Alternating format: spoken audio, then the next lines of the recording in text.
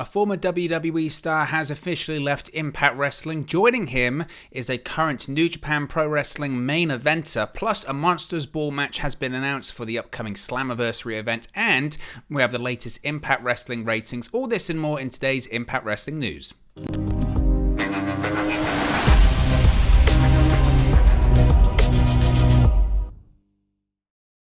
Hey guys, welcome back to Wrestling News 365. Hope everyone is doing very well. As always, there are plenty of news stories to get into in the world of Impact Wrestling. So let's start off talking about a departure. And it shouldn't really come as much surprise, to be honest with you, because we've known the contractual situation of this guy. We know that he was working on a short-term deal anyway. Then he was working on a handshake deal, that being former WWE superstar Big Cass, formerly known as W. Morrissey, because W. Morrissey has officially left Impact Wrestling. Now, this past week's episode of Impact Wrestling was a memorable one, as it's possibly the last time you will ever see W. Morrissey in an Impact Wrestling ring, or certainly the last time you're going to be seeing him perform in the ring for the foreseeable future. PW Insider is reporting that W. Morrissey has indeed left Impact Wrestling effective immediately. As such, his match against this past week, on Impact Wrestling, where he teamed with PCO to take on Moose and Steve Macklin, was his official swan song for the promotion.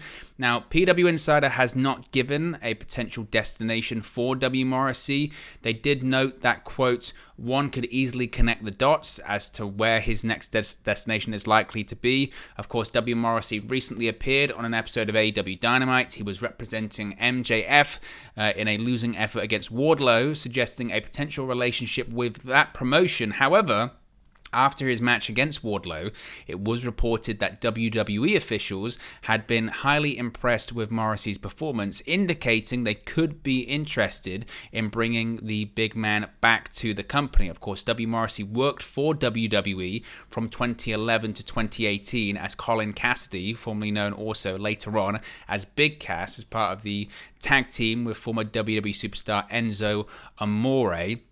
The two were, of course, enormously popular in NXT. They continued teaming when they got called up to the main roster, though they never won the tag team championships in either brand. Morrissey eventually turned on Enzo Amore, splitting up the tag team, but then he was reportedly, he was released by WWE due to personal conduct issues, which allegedly included public intoxication, an in-ring incident that saw him directly contradict instructions of Vince McMahon. In 2018, that was the segment where he had a little person doing a parody of Daniel Bryan, and he went further than he was supposed to in that segment. Of course, Morrissey, after having all of these personal issues and demons, which were widely publicized and they were all over social media at the time, he went to rehab. He got himself clean, straight, figured out, and has completely transformed himself physically and mentally. He joined Impact Wrestling in April of last year, signed a short-term deal with the company, made his debut at the Rebellion pay-per-view after having this hiatus from wrestling, during which, as I mentioned, he worked to overcome addiction to alcohol that, of course, plagued him throughout his WWE run. Now, he won no championships in Impact Wrestling, but the comeback has received numerous accolades from Impact Wrestling fans, pro wrestling fans, critics alike, which, of course, has culminated in his appearance recently on AEW Dynamite, which was also very well received. So, again, it's not totally surprising, the news that he is done with Impact. I think Impact Wrestling clearly made a really strong play to keep W. Morrissey with the company, but it was always reported at the time, I think we spoke about it here on the channel, that he wanted a significant increase in his pay. He felt like he had proved himself to Impact Wrestling, and I think he does, and probably still does, have a loyalty to Impact Wrestling in the sense that this was a company that took a chance on him when when others weren't willing to do so. Other promotions such as WWE and even AEW at the time, he had no relationship with AEW, but no major promotion in the United States or even, across the world, obviously the pandemic was the issue at the time, but no one was really willing to take that risk and that gamble on him at the time, and Impact Wrestling was. They said, look, we still believe in you. If you tell us that you're clean, if you tell us that you've overcome your issues and you look great physically, we'll give you a shot. And absolutely, he rewarded them with that, with some fantastic matches, with a completely different character, a rejuvenated career. But once it came to the end of that short-term contract, which was extended, of course, as well, because his short-term contract was from Rebellion to Bound for Glory, and of course he stayed longer than that. He stayed for significantly longer than that.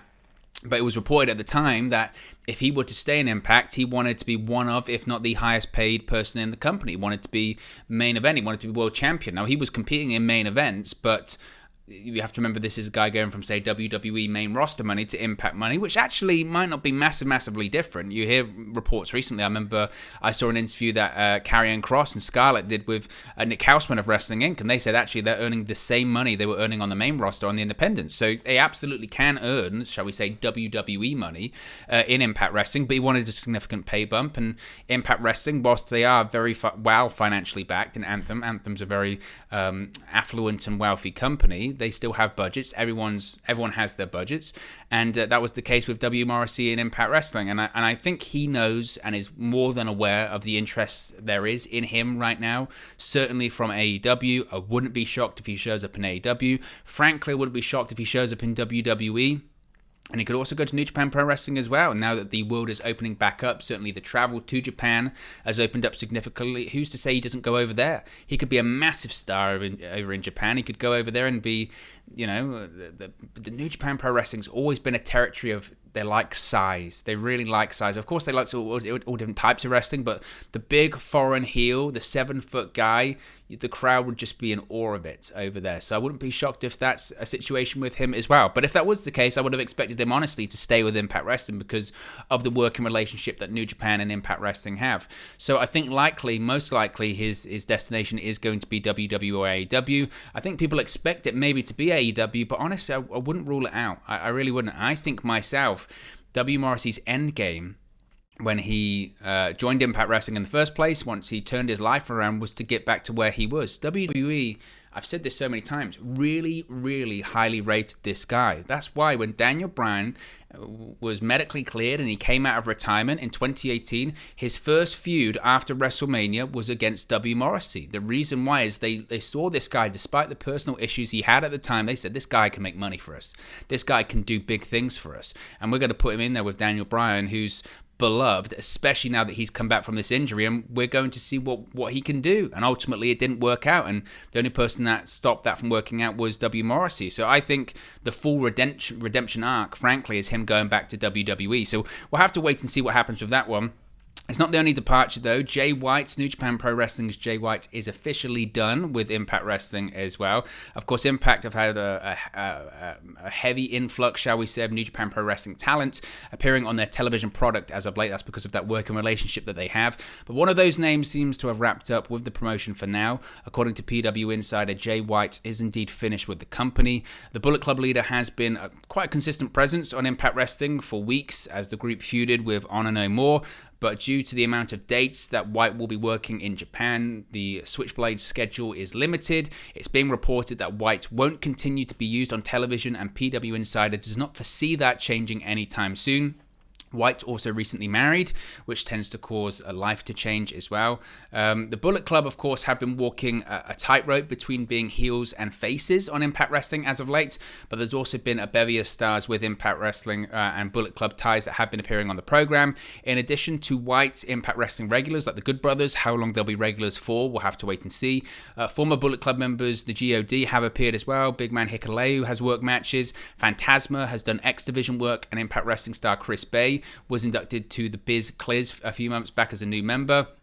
We also have seen Ace Austin as well. So, again, it doesn't look like Jay White's going to be appearing on Impact Wrestling anytime soon, or certainly for the foreseeable future. But he doesn't necessarily need to. I think that just because Jay White's not in there doesn't mean that there won't be a Bullet Club influence, because as long as that working relationship is there with New Japan Pro Wrestling, then that presence can still be had on that show. So we'll wait and see if we're ever going to see Jay White on there. But as I mentioned, he's going to be very busy as of late with New Japan running more shows. Of course, the working relationship with AEW. I'd be stunned if Jay White doesn't compete at Forbidden Door. We know he's going to be facing Okada at Dominion this weekend for the IWGP World Heavyweight Championship as well. So he could be the world champion by the end of the weekend too. So his schedule might be getting very, very, very busy. And maybe That's just why he's not going to be featured on Impact Wrestling programming now, is because he's about to win the World Championship and he's about to be, representing New Japan at big events like Forbidden Door 2. One big event that is coming up soon, of course, is Slammiversary, and a match has been announced for the show. Several matches, rather, were announced on Thursday for the upcoming Slammiversary pay-per-view. The first match announced is the Monsters Ball match with Moose and Sami Callihan. Now, Callihan reacted to the match, noting how it will actually be his first match in 9 months, of course, coming back from that leg injury. Callihan said, quote, "My first match back in almost 9 months, my first Monsters Ball. Every second, every hour, every day, every month, I've had to sit in isolation. I will make Moose feel. I could have just broke his leg. That would have been too easy. June 19th, this ends." Now, Impact's digital media champion Rich Swann is also set to defend his title against Brian Myers at Slammiversary. Of course, Swann won the digital media championship from Matt Cardona during last month's Wrestling Revolver Vegas Vacation event. During this week's episode of Impact on Access TV, Alex Zane was added to the Ultimate X match for the X Division title. Of course, Zane joins the already announced Speedball Mike Bailey, Trey Miguel, Kenny King, Jack Evans, and the current X Division champion himself, Ace Austin. So, of course, matches included for Slammiversary are Josh Alexander versus Eric Young for the World Championship. You've got the Ultimate X match for the X Division title. We've got the Tag Team Championships. Of course, the Tag Champions, the Briscoes, facing the Good Brothers, and what could be the Good Brothers' final match in Impact Wrestling. What the match maybe I'm looking forward to the most on the show is the Queen of the Mountain match for the Impact Knockouts World Championship, that being Tasha Steelz versus Deonna Purrazzo versus Jordan Grace versus Chelsea Green versus Mia Yim. I mentioned the Impact Digital Media Championship match, that Monsters Ball match, and of course we've got Honor No More facing the Impact Originals, that being Alex Shelley, Chris Sabin, Kazarian, and 2 TBAs, which is going to be interesting. We'll probably do a video later on talking about who they could be, because Impact Originals really does open the door. Of course, it's the 20th anniversary of Impact Wrestling this year as well, TNA Wrestling, whatever you want to call it, so we could have some really fun names. It's not going to be Jeff Jarrett or anyone like that. Well, I don't think so, because Jeff Jarrett's just accepted a new role as the senior EVP of live events with WWE. Talking, though, about this week's episode of Impact Wrestling on Access TV, we do have the ratings, which is always controversial here on the channel, but Impact Wrestling managed to maintain its regular average viewership as the company heads towards Slammiversary next Sunday. WrestleNomics has the ratings for this week's episode, and the show actually saw a 4% boost as it garnered 121,000 average viewers. The key demographic, however, saw a decrease of 11%, totaling only 39,000 in viewership in comparison with last week's 44,000. Now, the program did rank on the cable top 150 this week. It ranked at number 115 for originals in the 18 to 49 demo, which made its rank 130 overall in broadcast primetime. Now, looking at it from a year-on-year perspective, Impact Wrestling received a total average viewership of 124,000, which was 3,000 more than Thursday's airing of the program. This equals a 2.4% decrease from a year-on-year outlook. The 18 to 49 demographic also saw a 25% drop from last year as well. Impact, though, did have to go up against the number 1 ranked NHL Eastern Conference Finals game between the Tampa Bay Lightning and the New York Rangers. To be honest, they'll probably be looking at that going year-on-year, decrease of 2.4%. That's around average with television. It's certainly not the drop-off that it was previously, so they've kind of curtailed that and slowed that. I don't think, honestly, Impact Wrestling's going to get back to those numbers they were doing during the pandemic. I just don't think the conditions are there to do so. They could make changes, but certainly in this format, I don't think they're going to get back to those numbers anytime soon. But anyway, guys, let me know your thoughts on today's Impact Wrestling news. Be sure to smash a like on the like button. Be sure to subscribe, bottom right-hand corner, and I'll speak to you again very, very soon. Hey guys, thank you for watching, listening, streaming, or however you come across this video today. Be sure to click on the video on the right there to watch our next video, or click the bottom there to subscribe, or the bottom right hand corner. Thank you very much, and I'll speak to you again very soon.